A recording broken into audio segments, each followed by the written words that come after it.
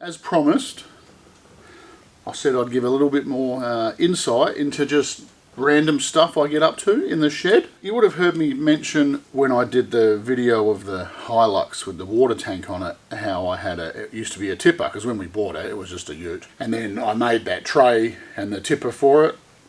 So I bought this pump, and I'll bring you in closer and I'll show you all the bits and pieces. But basically it was just a hydraulic, 12 volt hydraulic pump that ran off the battery with a ram, and it tipped the tray. It was very simple to make. Parts were very easy to obtain. Then we did the modification to Rocky, that's his name, Rocky the Hilux. We did the Rocky mod and turned him into like the water cart, firefighting, you know, type setup. And I used the parts off the tipper, the hydraulic parts, to make my tube bender. Now I already had the tube bender part, but it was a manual operation. So it had basically a big handle, and it worked on like a ratchet type thing, and it was bloody hard work, I'll tell you.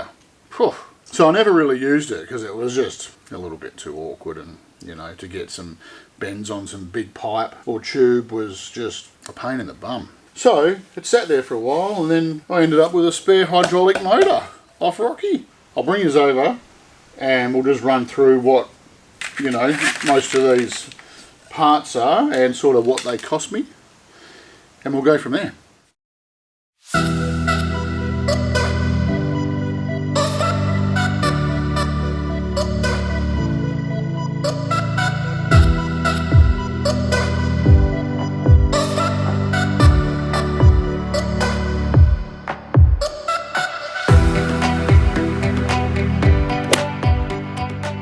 This is just a standard 12 volt hydraulic power pack. It's out of a lighting trailer, like those trailers that have like the lighting towers, and they have electric rams to push the tower up a bit higher with the light on. Guy I kind of know sells these for about 150 bucks, or 150 to $200, depending on how many solenoid banks you have.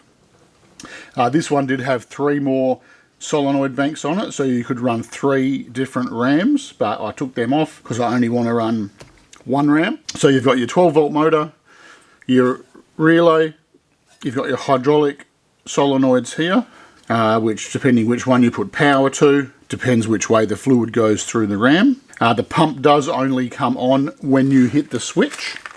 It doesn't run all the time.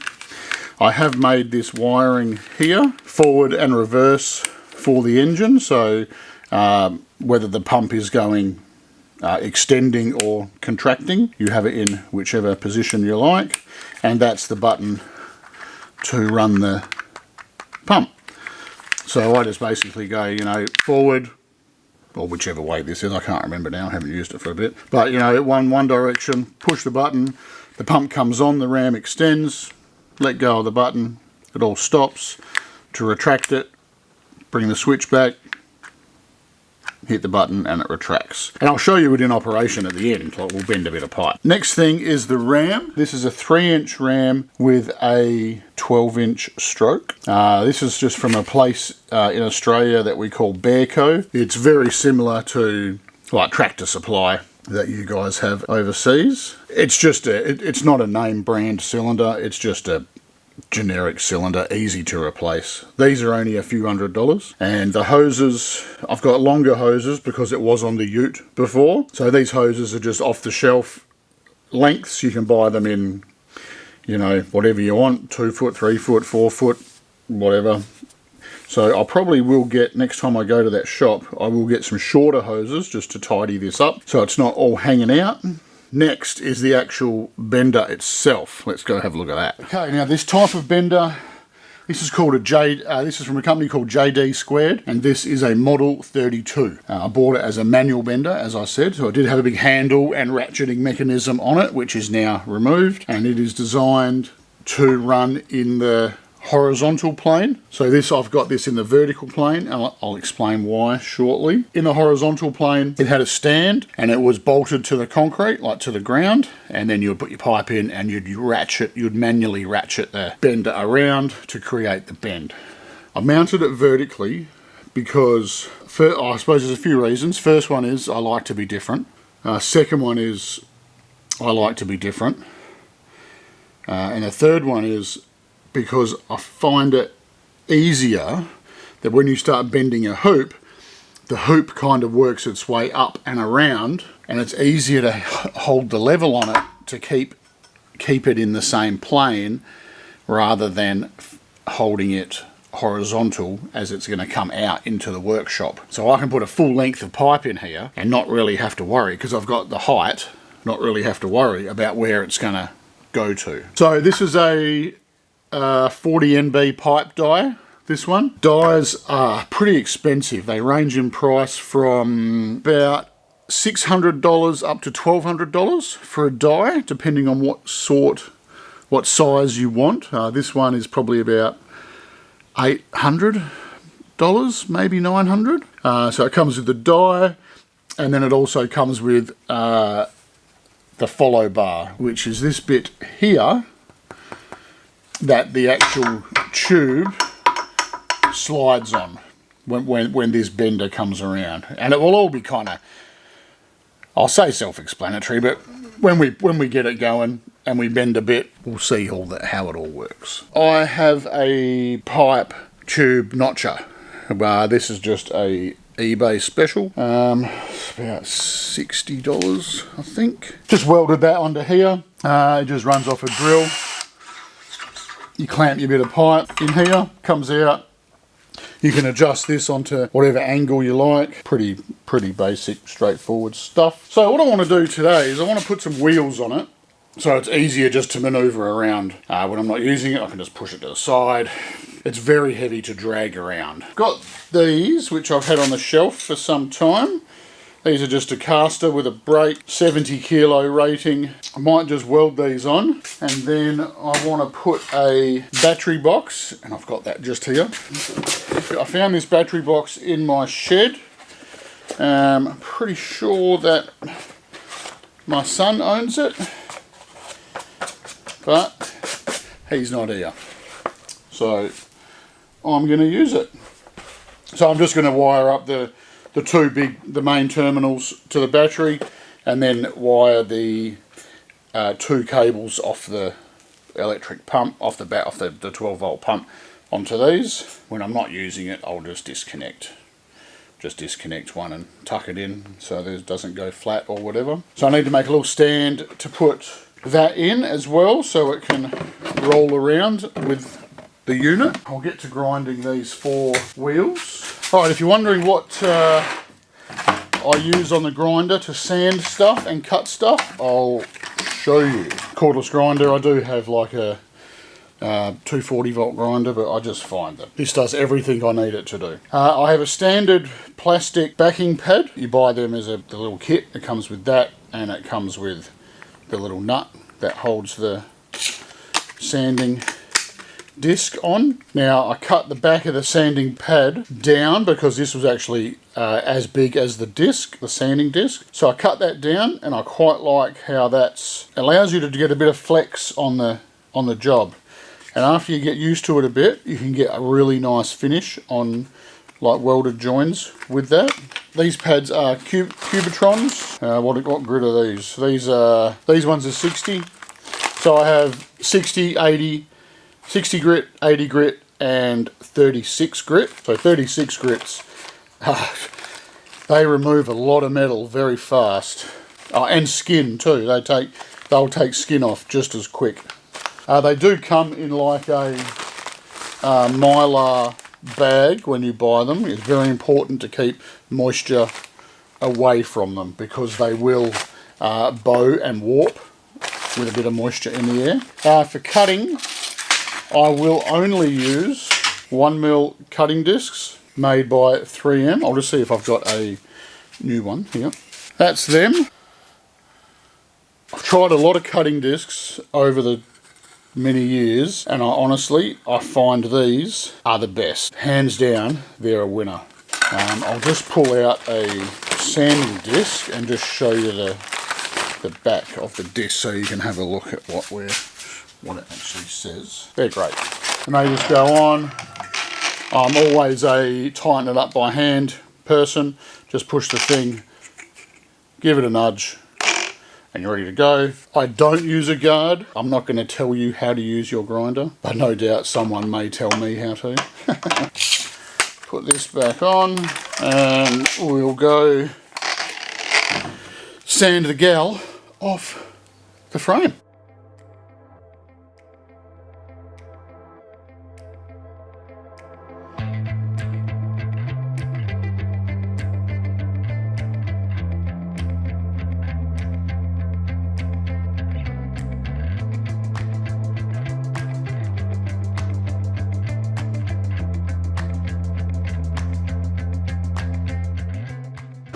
So that's turning out to be a little awkward. I need 4 arms. If I don't have 4, I only have 2.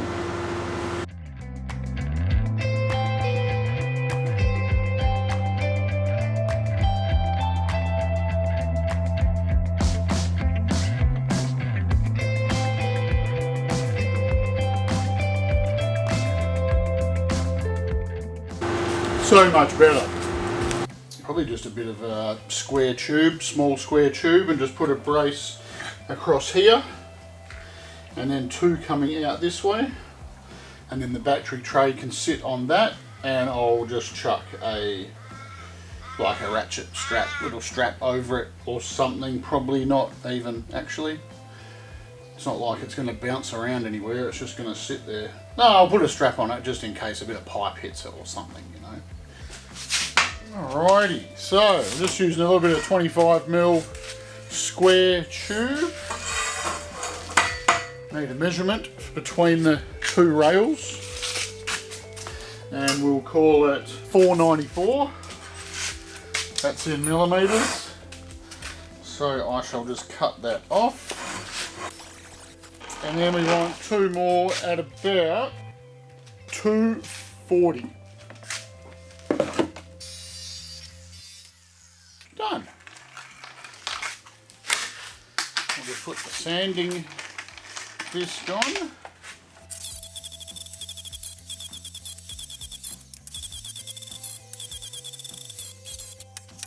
Alright, so that will go like that, and then 2 will sit like that, and then the battery box can just sit on top like that.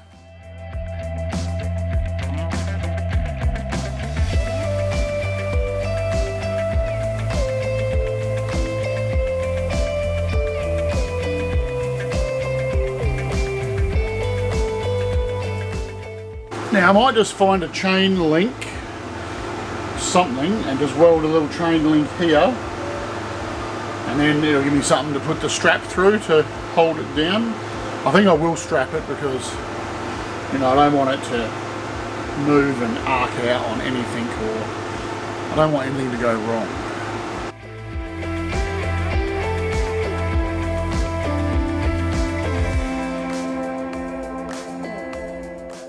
Okay, so as luck would have it, I do not have any battery terminals to put on the battery to connect the wires to. So I've done a bit of a dodgy, because we like dodgy, and I've just used a pair of vice grips to hold the cables onto the battery, so don't judge me for that. A few things we need, obviously. I would like to get some shorter hoses, because that would look a bit neater. I do want to paint it, but I'm not going to paint it yet, because I haven't had much or hardly any usage with it in this configuration on this stand, and if I need to modify something, I'm just going to cut it and grind it and weld it, and I might want to add something else to it or make a little rack to hold different dies or something. So it'll probably just get the welds painted with some spray silver, cold gal, whatever you call it, until I'm at a stage where I'm pretty happy with how it all performs. So as I said, I've got the switch here, so I'll bring you in and show you how that works. So basically we have the forward and reverse switch and the start and stop button. So so that's going inwards, so if I push this switch to the outside, it means it's going to go outwards. like that, and then flick it back like that. Alright, so we know how it operates. In, out, in, start, stop. We know that. So let's bring it in. Alright, let's get a bit of stuff. This is a 48mm by 3mm aluminium tube. We'll wedge that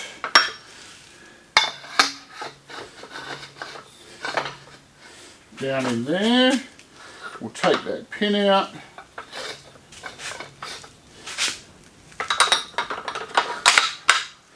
Right, this is what is this thing actually called? I think it's called like the follow bar clamp holder, maybe. So this basically holds the tube to the die, so the die drags the tube over the follow bar to create the bend. We'll give it a little bit of spray lubricant.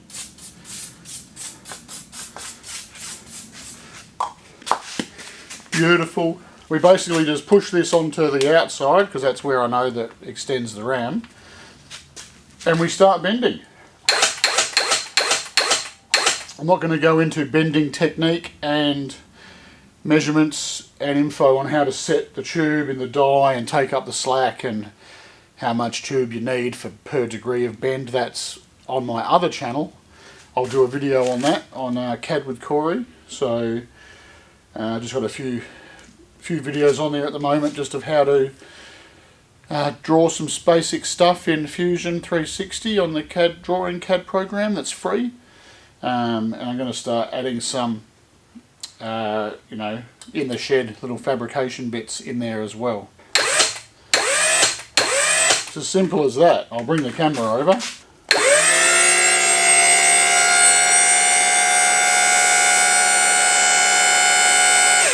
This bends about 55 degrees on one stroke of the ram, and how this actual bender works is you have multiple positions for this arm here that locates in the die, and this will bend up to 180 degrees. So you just back it off a bit, pull the pin out,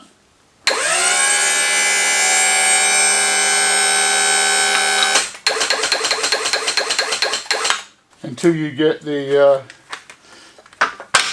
pin through, like so.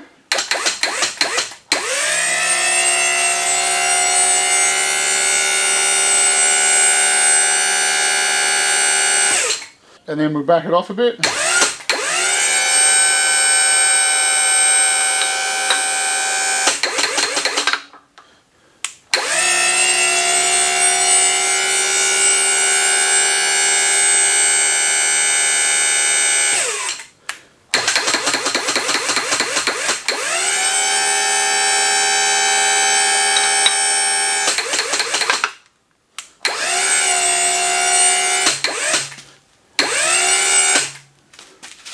Now bend is just about to foul on the follow bar, so I won't bend that all the way to 180.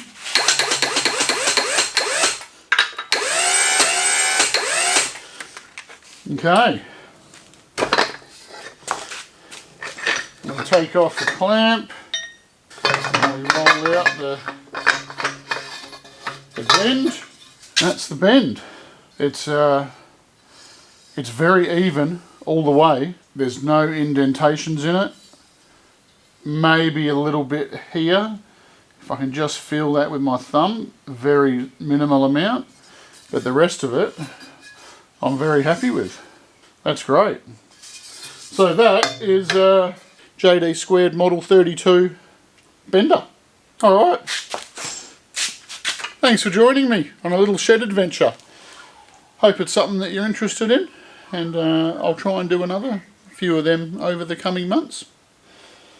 See you next time. Later, folks.